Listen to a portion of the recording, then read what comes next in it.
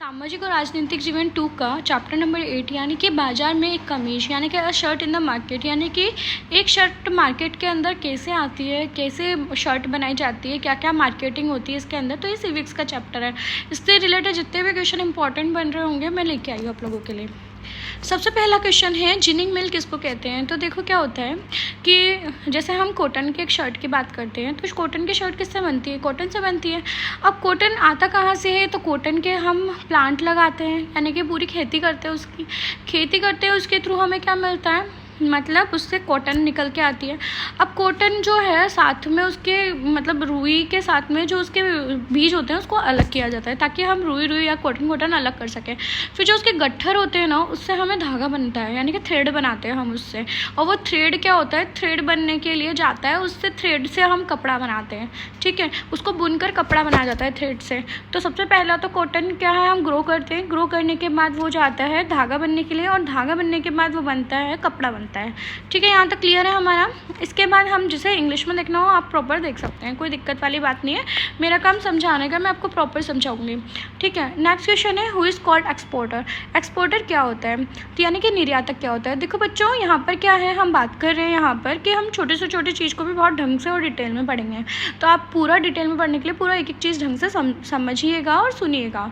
ठीक है, निर्यातक क्या होता है। देखो एक्सपोर्टर वो होता है जैसे जो हमारे देश में कोई भी चीज़ बन रही है, जैसे मान लो हमने कोई भी चीज़ यहाँ पे ग्रो करी, जैसे हमने यहाँ पे कॉफ़ी ग्रो करी, तो कॉफ़ी हम क्या करते हैं दूसरे देश में बेचते हैं, लाइक अमेरिका, इंग्लैंड, नई नई जगह पे हम इसको सेल करते हैं यानी कि बेचते हैं, एक देश से दूसरे देश में बेचते हैं।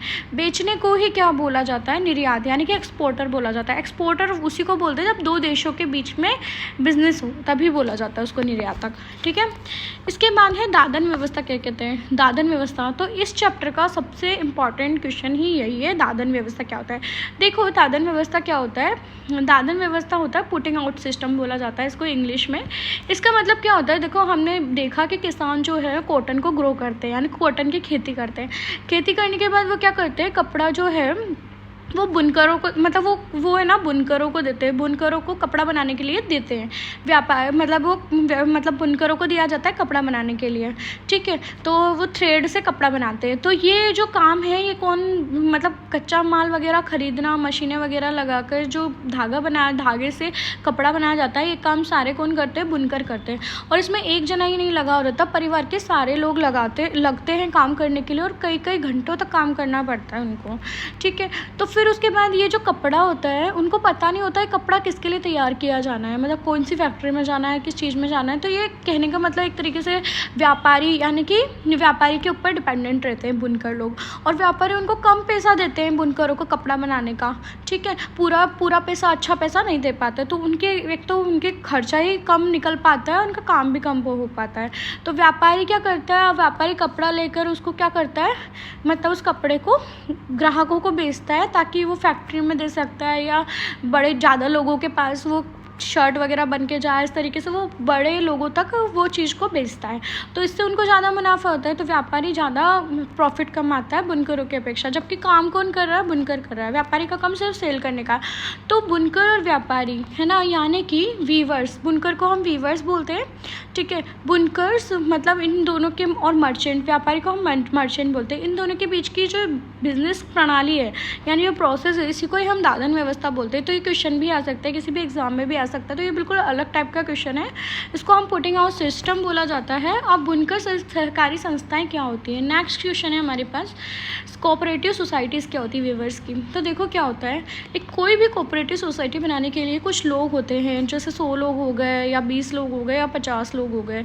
तो 50 लोग मिलके कोई फिक्स अमाउंट फिक्स करते हैं कि भाई हमें इतने पैसे जमा करने हैं, या वो 500 हो गए या 1000 हो गए। ठीक है, लाइक मान लो कि 50 लोग हैं, 50 लोगों ने 100 रुपये, मतलब 50 लोगों ने 100 रुपये जमा करें। ठीक है, तो 5000 रुपये होगा टोटल उस संस्था के पास में। अब मान लो किसी को कोई भी काम करना है तो वो उसी पैसों में से उधार ले लेगा और उसका ब्याज उन्हें बहुत कम चुकाना पड़ता है। तो इस वजह से उनको व्यापारी के ऊपर डिपेंडेंट नहीं रहना पड़ता, मर्चेंट के ऊपर डिपेंड नहीं रहना पड़ता, ताकि उनको ज़्यादा मतलब नुकसान नहीं हो। तो वो उसी संस्था के रूप में आराम से काम कर सकते हैं और आराम से आगे बढ़ सकते हैं।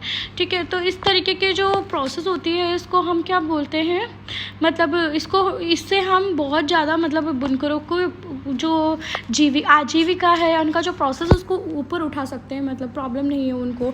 ठीक है फ्रेंड्स, अगर आपको मेरा ये वीडियो पसंद आता है तो प्लीज़ इसे लाइक शेयर एंड सब्सक्राइब जरूर कीजिए एंड बेल आइकन को जरूर दबाइए।